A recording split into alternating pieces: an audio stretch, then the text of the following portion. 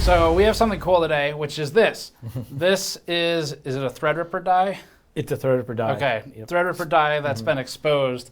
And so Amit is going to talk about the part of it that he worked on. Yes. And we'll get to learn about sort of how, in silicon design, how do you interact with your neighbors? You know, like if there's someone over here working on PCIe and someone up here working on whatever, how does that work? Is there an HOA?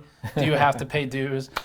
So we'll go over that. And then Wendell is here as well to not only help ask questions, but we're also going to have an older CPU where you have already been asking about the lead content. Yeah. So we'll go over that too. Get the lead out. We're going to get Yeah. So, all right, Amit, if you want to start us off with just like, give me the quick top level of what we're looking at, and then we'll go through some of your history with the... So this chip is a 7995WX. It's got 12 CCDs, 8 cores each, 96 core workstation processor. So what we've done is we've deprocessed it so that you can kind of see the structures that are on the chip. So we've deprocessed several of the CCDs. I think it's a chemical polish that they use. Yeah, it's kind of like sanding, but it's using chemicals. Okay. And you can kind of see that it's sort of hard on the edges a little bit. Yeah. Yes, it's not precise, and this one's been, you know, carried around quite a bit. So it's got some scratches. Yeah. Before that, this video is brought to you by the Montech HSO1 and HSO2 cases. The HSO1 and HSO2 cases differ by way of a mesh front or a curved glass front. We previously reviewed these cases in our intensive benchmarking process and found them to be overall high build quality, with thermals comparable between the two designs. The rear chamber of the case uniquely brings the power supply forward and perforates the rear wall of the case, allowing for more air movement internally while providing a different look. The rear of the case uses a fan mounting mechanism for two separate fans that can be coupled together with a plate, improving convenience. The HSO1 and HSO2 also invert with minimal effort, allowing the computer to present to the opposite side without needing to reconfigure the entire build. Learn more at the links in the description below. This is called flip chip. So in this case, the C4 bumps are on the bottom of this, and we grind it down from the back. So on the back of the die is mostly bulk silicon. Right, so we grind away that bulk silicon and then we get to the transistor region, right, from the back. So that's basically what you're seeing is kind of the large blocks that are on the chip. Cool. When you look at this from the back, these kind of large squares here are the L3 cache. Okay. And the way we would split up, we have what we call L3 slices. So there's one slice per core. So this chip has 8 L3 slices. Each of these is a slice. Okay. These are the actual RAM arrays, and this is the logic and the data path. So is this like SRAM? Yeah, it's Oh, SRAM. cool. Mhm. Okay. Yep. Is this whole rectangle?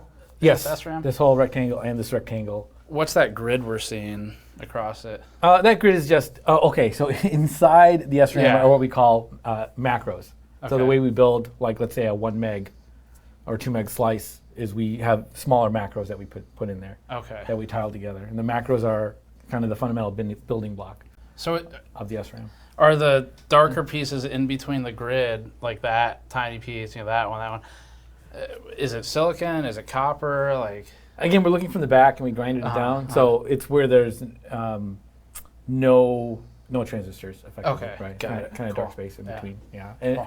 And those are places where normally it's dominated more by wires and routing on the top side. When we talk about rows and columns in memory, sometimes there's a bit of a physical translation.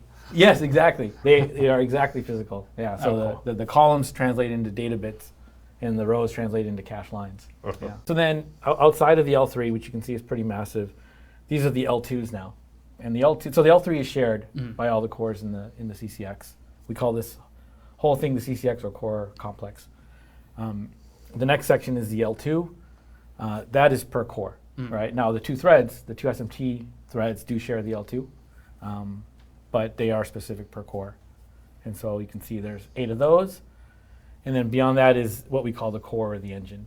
And on the far side are the floating point units. You can see on the two sides. And then in here we have the integer, the instruction fetch, L1 caches.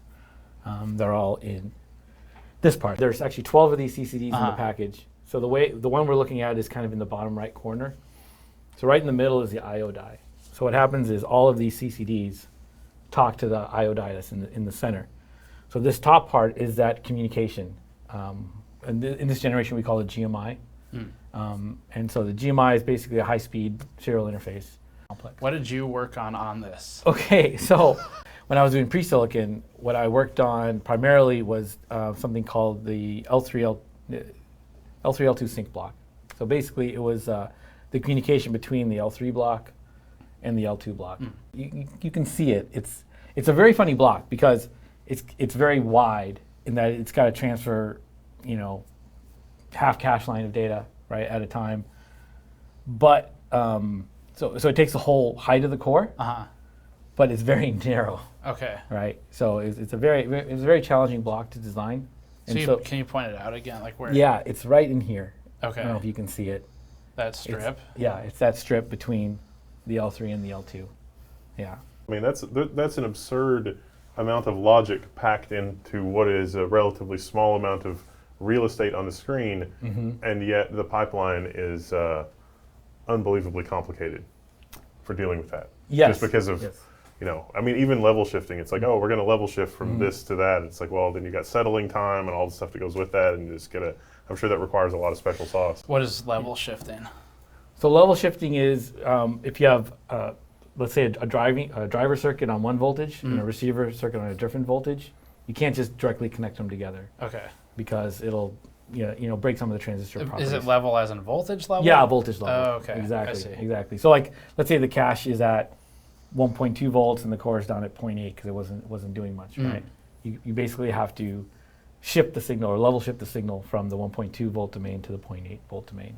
Okay, got it. Which is another layer of transistors. So I was going to ask, is there a physical layer that does that as well in the? Yeah, it's all in this block. Yeah. Okay. Yeah. Cool. It's just So we're translating the voltage, and then, like I said, the clocks are different as well, right? So normally, when you're like within the core, you're on what we call core clock, right? And so all the flops or latches, the storage elements are all on the same clock. And so it's easy to transfer from one to the other, right? But if you have different clocks, let's say between the L3 and the L2, they're going past each other, right? Sometimes they're lined up, sometimes they're not. And so you have to basically pick when is it safe to send the data. When you're putting in the strip you're working on, how much are you talking to the people east and west of you? Yeah. So like I said, because of the tile-based approach that we have, you always have neighbors, right? In all directions. And so you have to manage your interfaces. The block I had, this L3, L2 sync, has that, because I'm talking to two different, the L3 and the L2, right? And so I had to manage the protocol for transferring the data between them. So yes, in all these cases, you have to make what we call an interface spec, right? Which defines, hey, what's going across, what's the protocol for it, what are the requirements, and changes to that have to be agreed to by both sides. Right. And one of the challenges is one of the requirements for the TSC is that all the cores are to the clock identical, right? And that way, when they're talking to each other, time is never going backwards, right? Because if you did that, then now you don't know, hey, was this really before, was this after? Right. Time always has to move forwards. So you can imagine, how do I start all these cores at exactly the same time? And it's not just the ones on the CCD, it's across the whole socket. And so basically you have to design it in hardware, and basically you have to use the fastest signals you have, right? And basically get them to all the cores at exactly the same time. It sounds like so simple, like, oh, you start your stopwatch and get things going, but it's Otherwise, really time can go backwards. Yeah. It's really one of the most complicated things we do. Right. Yeah. So how do you know anything's going to work at the end when you're done with it, So that's The software's gotten really good. Yes. Yeah. So we simulate everything. Yeah. Right. So we take this whole design and we run a timing report on it. Right. Now we in the old days, they actually used to run like short code pieces on it, to exercise the logic. We've gone to what we call static timing analysis, where it kind of simplifies things. You just look for any path, between any two, clock elements. But yeah, no, we have to look at because that's the thing. If we have one path on this whole thing that's slow, that's the frequency we run at. Right. You can have the whole thing working at 7 gig, but if you have one path at 4 gig, you're at 4 gig, right? You get, so it's really, how do I get the timing model as accurate possible, and then we do that, like I said, pre-silicon based on what we know, but when you get into post-silicon, obviously, that's reality. Things change. Are you, do you guys have to talk to the fab partner, in this case TSMC, I guess? Is it just assumed they're going to know how to make it at the end and make the screens and everything? So they give us the rules, right? They give us the design rules for the layout, and they give us the timing models I see, that we use for, but they do updates, as they learn more about the process or as they're updating the process. With like the RTL and the design libraries and the stuff, one of the other aspects of the choices that you probably get is which kind of transistors. It's like we can use these transistors that use more power, but they take up more area. But maybe we get more clock speed, but then they're more heat. But then for these other things, I can deal with slower transistors that take less area. So that's a whole other dimension of crazy. It's a whole dimension. Yeah, it's not crazy. It's that's how it has to be done. It's the job, yeah. And so, yeah, you can't just put everything on those fast, leaky transistors. We'd love to, right? But you'd be drawing 1,000 watts, right? So we were talking about functions of my block. So I said this main function is to transfer the data, between the core and the L3, right? But the other function it does is this TSC control. So when a core powers down, it obviously can't count time anymore, right? So anytime we wake it up from sleep, we have to tell it, hey, what the time is, right? So my block was responsible for transferring that information to the core. Turns out we had an issue with a counter in my block that if the system stayed up for a very, very, very long time, in this case it was 1,044 days, we would actually cause an error in the logic, right? Okay. That would cause basically the system to crash. Is this something you find in simulation, or did it literally take over like 3 years? Literally, yeah. So Rome was out for 3 years, and then we got this report that this whole data center shut down at the same time. Right? And we're like, that's odd. Yeah, it's probably network or power or something, right? And no, rebooting fixed it. Yeah, and it rebooted. Yeah, and it would have been fine for another 3 years, right? Yeah.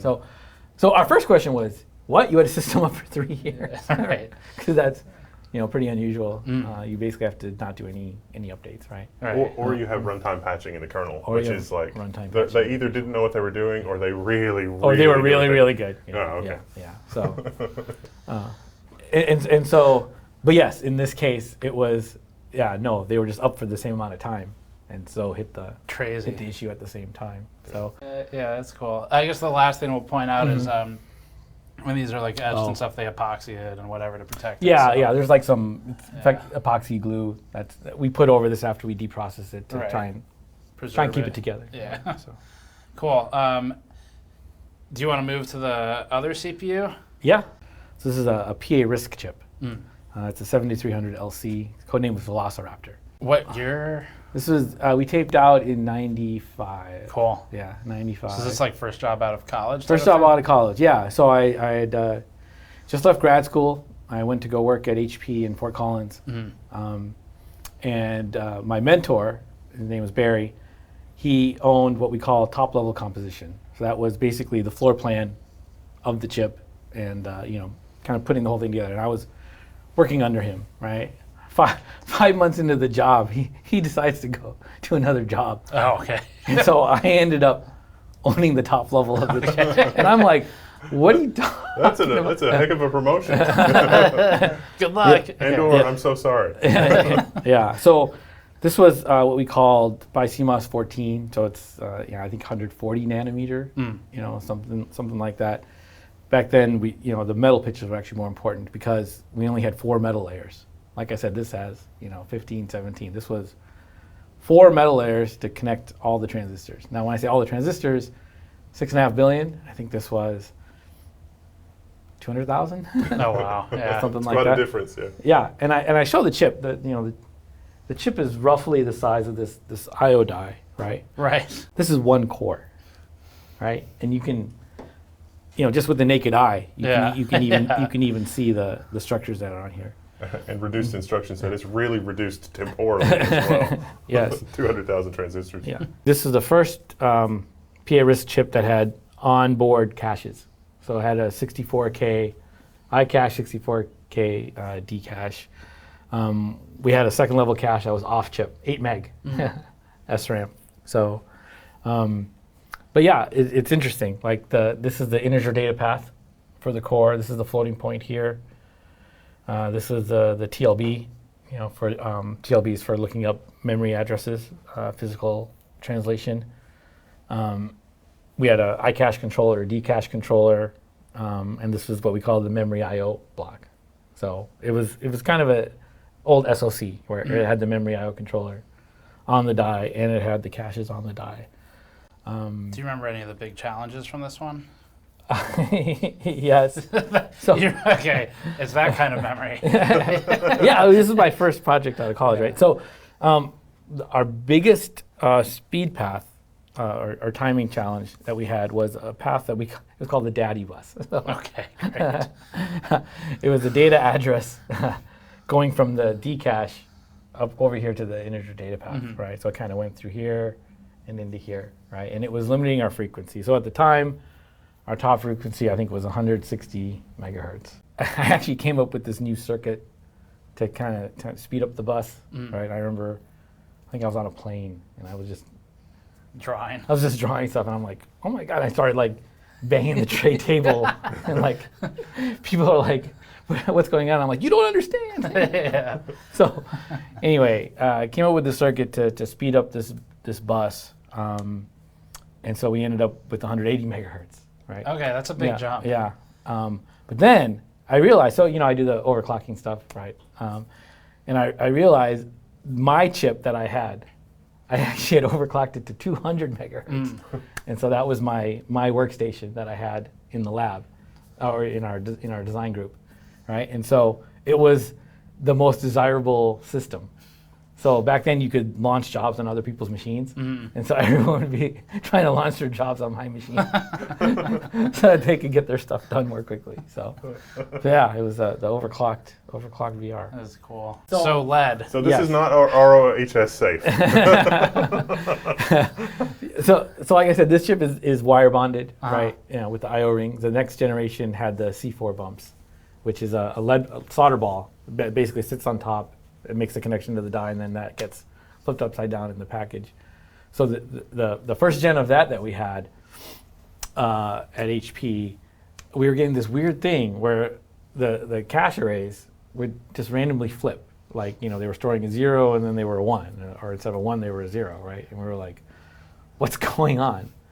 And eventually we saw some correlation where it was always getting corrupted under one of these solder balls that was on the die. And what happened was, we found out that the lead solder that was used in the world at the time was all radioactive, and it was emitting alpha particles. And so these alpha particles would go into the logic and change the state. So once we figured that out, there became this rush to find what's called low alpha lead. And so basically they had to find lead that wasn't, contaminated by radiation, right? And so what they found was a big source of it was anchors from old Roman ships that had sunk like 2,000 years ago that were sitting at the bottom of the ocean. I think the atomic testing in the 50s and the 60s, right? It basically... It had a lot of knock-on effects, as it turns out. And this was, you said, like a worldwide challenge. Yeah, because the whole world wanted to move to this sort of thing, right? And all the lead was radiated. They use it for wine dating now too. It's like, I forgot this really old bottle of wine, and it's like you can date the wine by whether or not it contains some of those particles. Oh, interesting. Okay. So that was interesting. So and that's no longer an issue today, I guess, because... no, it is. Oh, is it? Oh, okay. Oh, yeah. In fact, it's even worse, because as the transistors get smaller, those radiation particles have a bigger effect. Right. Yeah. These wires, are carrying the signals here on the chip, and we had a speed path on one of these wires. And normally, what slows down a wire is something called capacitive coupling, where there's neighbors next to the wire, and if they're moving 0 to 1, they can affect someone going 1 to 0. Okay. Right. But we had a situation where we had a signal that was slow, but it wasn't responding in the normal way to these capacitive effects, right? And so by playing with the patterns, we were able to see that it was actually an inductive effect that was going on, where as a signal changes, right, it creates a field based on which way it's going, right? And the field is opposite whether you're on the left or right of the wire, based on which way it's changing. So you actually wanted signals on one side to go 0 to 1, signals on the other side going 1 to 0.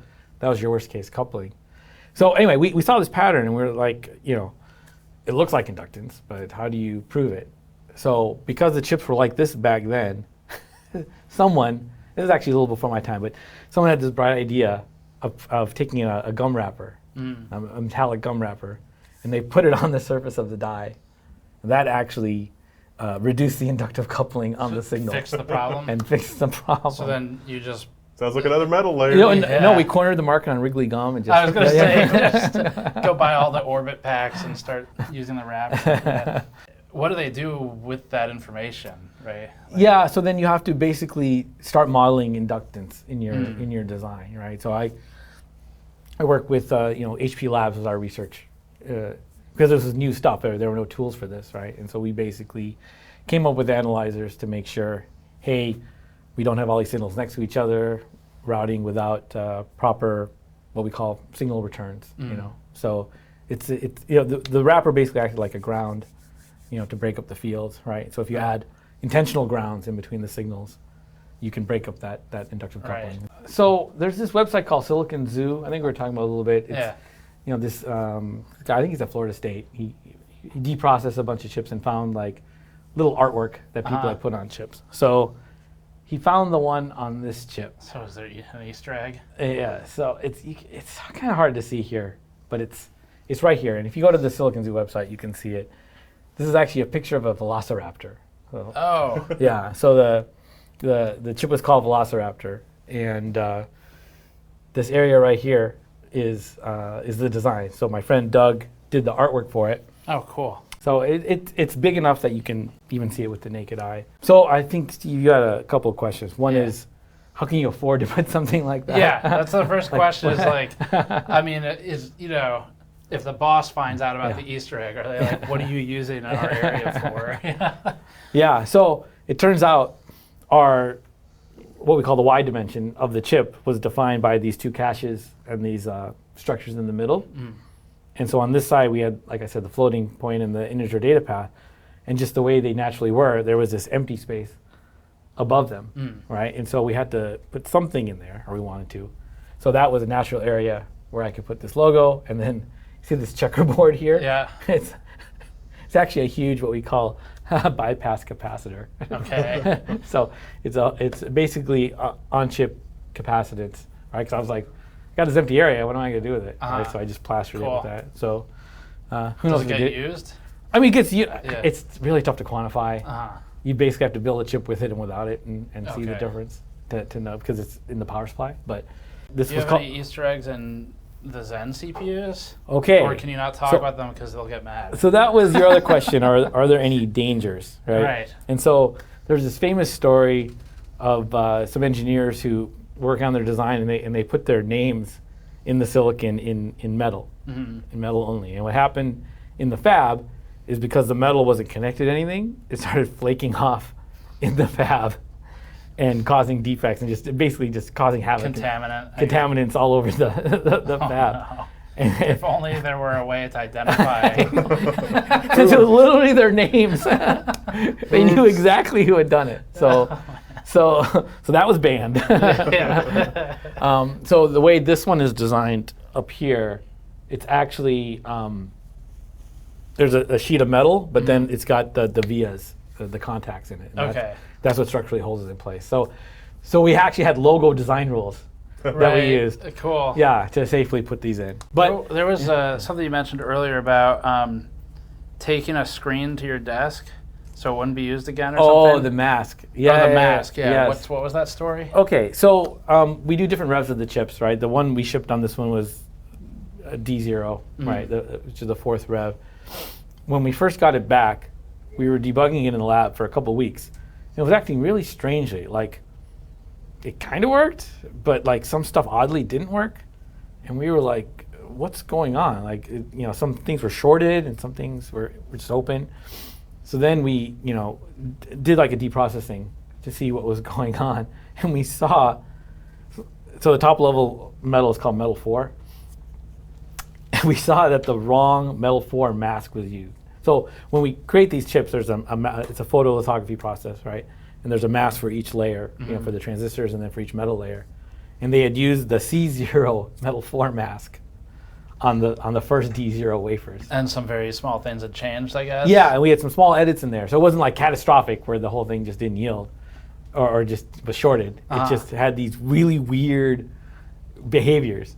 And so, I was mad. So I'm famous for being mad about having to debug like a bad wire. Like I hate it, like I'm doing edge debug and it's like a bad SATA cable. Right? So you know, it just drives me up the wall. But in this case, it's the only thing that gets me more mad is if the fab uses the wrong mask. Right. So back then in Fort Collins, the fab was on the first floor of our building.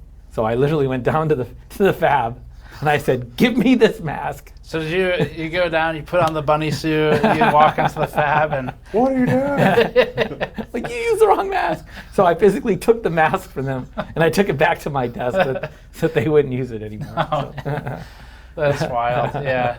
Last one for you, easy one, but just are there any examples of stuff you learned on this that you feel like still apply today? The way that we get these more complicated chips is building on what we've done before, right? So like we said, this is a core. Yeah. This whole thing, the whole thing is is one core, right? And it, you know, in some sense, we're kind of just scaling, right? We're adding core, and we get new challenges as we scale, right? But everything we learn to make a core still applies, right? You know, the timing, the density, the power, you know, all that, you know. And now the CAD software, you know, in this genre, decoupling capacitors, inductance, not really a thing that the software worried about, or it only did it superficially. And now you're simulating that to the nth degree. Yes. We've had to add new tools, new checks, you know, and you know, we try not to lose those checks as we move forward, right? Because you're kind of losing that knowledge. Yeah. So, yeah. And now you guys are routinely launching a zero-stepping physical silicon because my bosses would love to hear that. Yeah. that is our intent, right? Yeah. I see. So with that, yeah, I mean, super cool. Thank you for taking the time. And we've been trying to get this one for a while, this video topic. So I'm glad you were able to get approvals for it. Yeah. No, this is great. Yeah. And thank you for the walkthrough. Thank you. All right. Yes. Thank you, guys. Thank you. All right. We'll see you all next time. All right. See ya.